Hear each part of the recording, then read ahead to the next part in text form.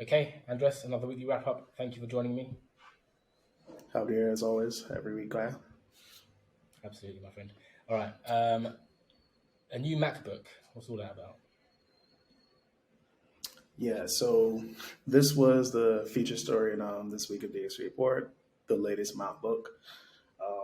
As we mentioned in the report, this isn't an Apple product. This is something new from the Mac Alliance. So this comes directly from the Mac Alliance. With Mac, an established and busy category, it's not always easy to know where to start and who to talk to. To help CTOs, CIOs, and digital leaders on that journey, we're launching the MacBook, showcasing Mac Alliance member companies and all the community has to offer. So basically, what they want is to be able to help any company considering Mac, thinking about Mac, easily find and compare what's available so they can make the best decisions when starting out and composing their stock for the future. It's essentially like a catalog, right? It's like you can run through who's a member, a short sort of introduction to who they are, what they do, their history, Yeah. and it just gives people like a sort of a map of the landscape, essentially, right? Yeah, exactly. Because what they do have in their support for pretty much all the companies listed in the Mac Alliance overview, profile overview of like who they are, maybe a bit about some of the recent features and updates that they've had in the last few months. Some of the other partners or Mac Alliance companies that they kind of work well with or they partner with in the past. And they also have a few case studies. So the case studies kind of highlight companies who are like major companies like things like Puma, who are using Mac technology. So they're working with some members of the Mac Alliance as well. And we got some Yeah, interesting quotes. The goals that basically the Mac Alliance have with the MacBook and just for the Mac Alliance this year in general, they have three goals primarily to help companies get more of their technology budgets. One, they want to make it easier to access Mac technologies, and they want to diversify Mac beyond the initial retail and e-commerce focus. They want to expand across industries like manufacturing, distribution, and whatnot. They basically want everyone to be adopting Mac-focused technologies. yeah, And the alliance themselves, they want to take responsibility for the development of best practice standards and education about Mac and what Mac is. Um, so, what I think about the MacBook so far is I think this is a good introduction to what Mac and the Mac Alliance are all about. I think, like as they mentioned, it's something that started in the content, like digital experience, commerce space, yeah. and we're really now seeing like the full vision of what they want to accomplish throughout.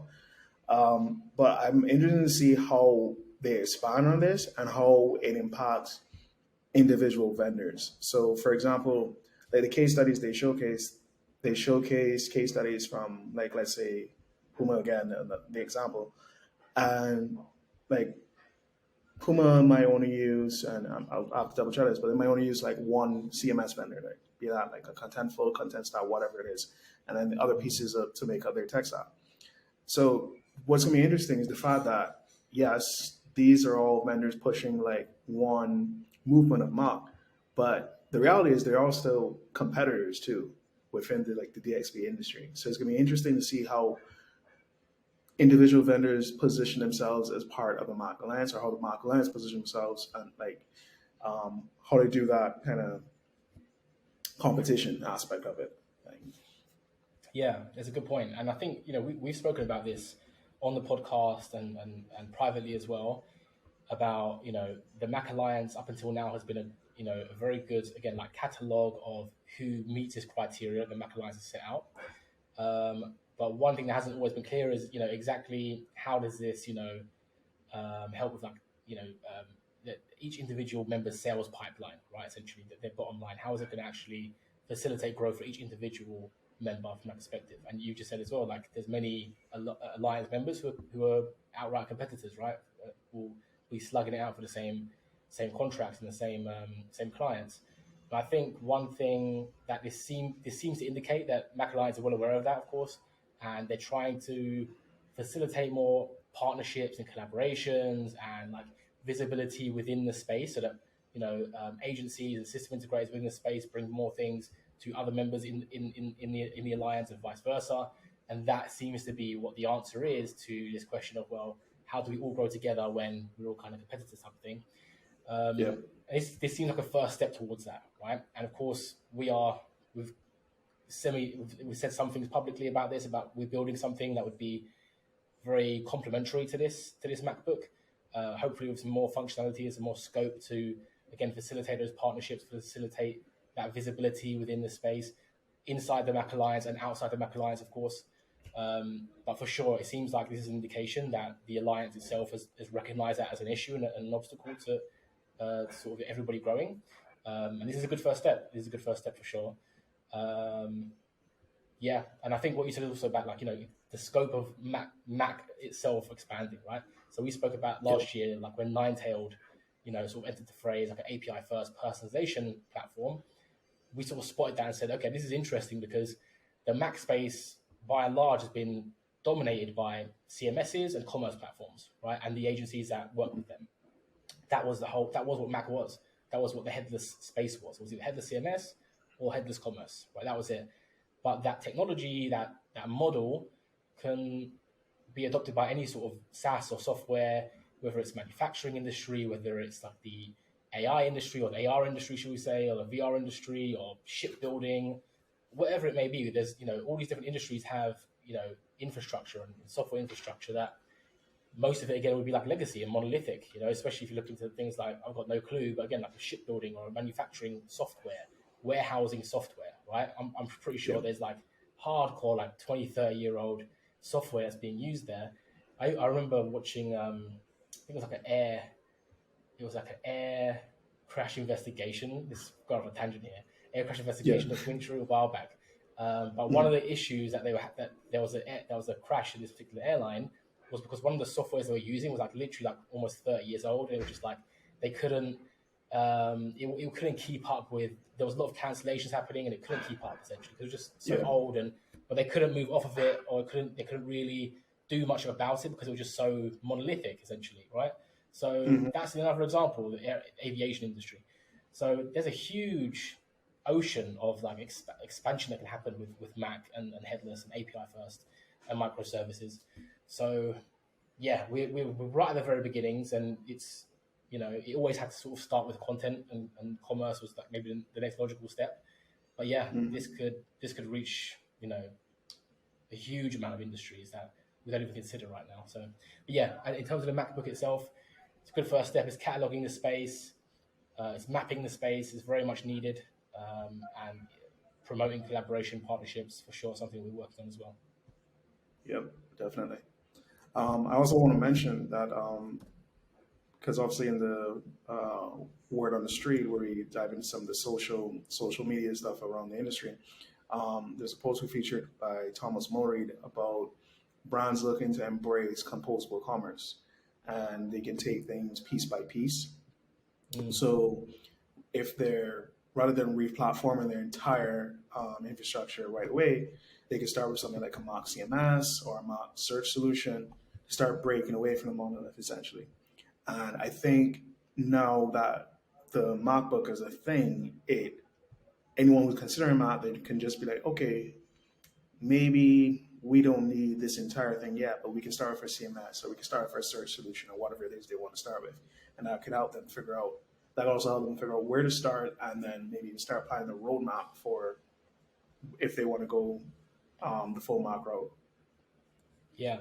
And yeah, Thomas Mulreed is the head of sales at Orium, so I'm sure he's like dealing with this on like a daily basis, essentially, of like companies who are trying to figure out what the strategy should be. They're on a monolith, they're on a monolith and two or three different other platforms, and it's all jumbled up. And they've seen this headless thing, they've seen this Mac thing. It sounds great, and they want to get into it, but the strategy just isn't clear. Like, how do we move off of this monolith and into this whole Mac thing? And for companies still using legacy platforms, which is like the vast majority of enterprises, obviously, and mid-market companies, it's very easy to like fall in love with this concept of headless and Mac, right? They see the messaging, they see their pain points, they experience their pain points on a daily basis, on a yearly basis, and Mac and headless solves a lot of it, right? And also adding more flexibility, potentially like lower total cost of ownership, all that kind of stuff. It ticks all the boxes from that perspective. So It's sort of, and I was again speaking to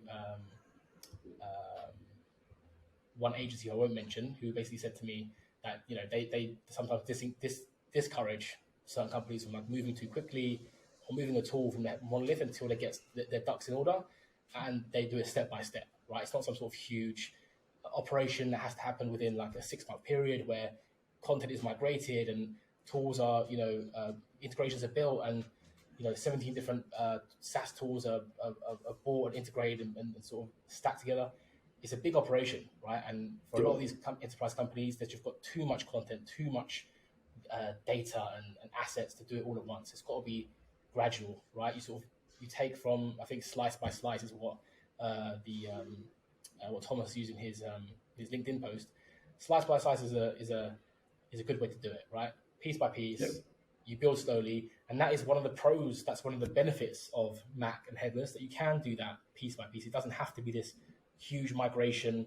For people who've been using Drupal or Sitecore over the years, that doesn't really make sense, right? It's usually, there's a migration coming up, cool. We have to, batten down the hatches, and we're going to move everything over as quickly as possible, and that's how it's got to be done. But Mac and headless, it doesn't have to be that way. It can be gradual. So, yeah, it was a good post by him. Definitely. Another thing we got on the agenda today is the front end as a service. I'm going to call it the resurgence, because we featured front end as a service solutions a few times in the report, but I think maybe for a few weeks it died down for a bit, but it's back now. ZMAG, they've unveiled their faster front end for e-commerce marketers to achieve what they call in-the-moment marketing without developer resources. So the premise of this is e-commerce and technology leaders, they're trying to limited development resources, and then the template-based platforms that they're already working with in terms of like building those front-end experiences for shoppers on different channels. ZMAX, and they've been involved in the digital experience space for a bit, and they've released faster front end, which is what they call the first front end as a service built for the business user. And it enables organizations to highlight the right products for the right people at the right time. When I looked into the ZMAG's website, they seem to be promoting this faster front end thing pretty heavily. Like, it seems to be the main thing that their website is completely about. If you go into their About Us, because I'm trying to figure out, okay, ZMAX, like, what do they do? And I'm pretty sure they've been involved in the digital experience space for a bit, because they were founded in 2006. It seems to be like a software development company, and they might not be pushing in towards this front end as a service solution. On LinkedIn, they have over 100 employees and stuff. So they've been around for a bit. They just seem to not be like doubling down on this front end as a service. But I'll read a couple quotes from the press release. This one's from Alison Venerny. She's the VP of product at ZMAX. It says, faster front end almost seems too good to be true, but it is very real. With faster front end, marketers can create customer journeys that orchestrate real-time data to dynamically display content based on product details, promotions, inventory availability, and more, all with one click. In the past, this kind of rich functionality required extensive developer time and resources, often resulting in missed sales opportunities. But now with front end service, it's this possibility. They also included a customer quote from Urban Stems, one of their clients. And this comes from Katie Hudson, the content director at Urban Stems. It says, the flexibility of faster front end has helped us to be much better at in-the-moment marketing, achieving impressive results, including a 20% increase in conversions, a 12x faster time to market for creative design, and faster, simpler A/B testing that lets us consistently maximize our messaging for sales. So a few of my thoughts about this are, it's just another front end as a service solution. We've seen a few of these in over the last 12 months in particular. I think it's something that we're clearly seeing more of a need for in the e-commerce space.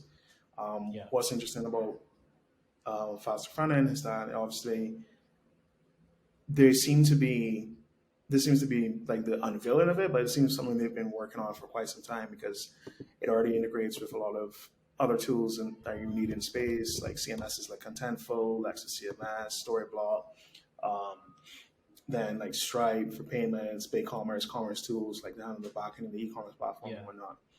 So I think it's just another mark of, hey, this is definitely something that's necessary in the industry. What I think is going to be interesting about this is if front end as a service develops into its own fully fledged category, whether that be on like G2, Gartner, however it's going to be, Yeah. like how headless CMS and e-commerce platforms have been. Because if you look at a lot of the other front end service solutions you may know of, like Instant Commerce, View Storefront, etc., they're listed under e-commerce platform or e-commerce tools categories on G2. So Yes. it's going to be interesting if front end as a service becomes its own category. Yeah, I think it will. I mean, we spotted this.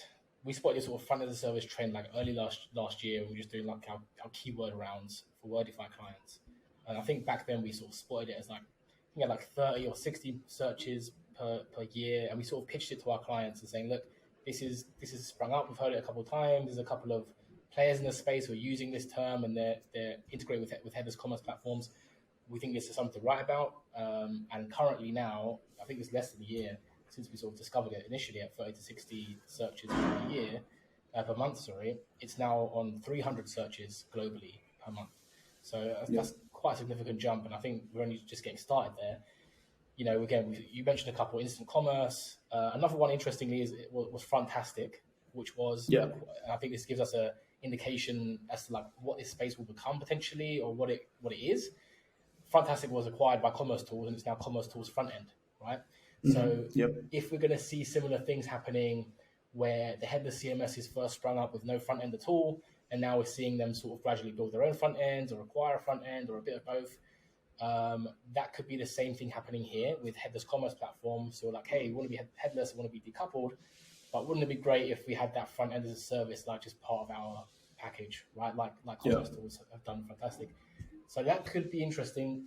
It could just be, you know, software that's sort of ideal or sort of built to be acquired essentially, because the headless commerce space is just like growing so rapidly and experiencing a lot of growth. Like this just seems like these companies are sort of building the next step for the headless commerce companies for them, just saying, hey, we've built a great product here. We can integrate it with you and all your competitors, or, you know, you could come buy us. So it's interesting. It's interesting. And I think it probably will become a category in itself, but I'd be very interested to see how many of these get acquired over the next like 12 months. I've got a feeling like we haven't seen the end of these acquisitions. But yeah, interesting, very interesting. Okay, that wraps up our weekly wrap up. Andres, thank you again, and I will speak to you again next week. See you next week, Kyle.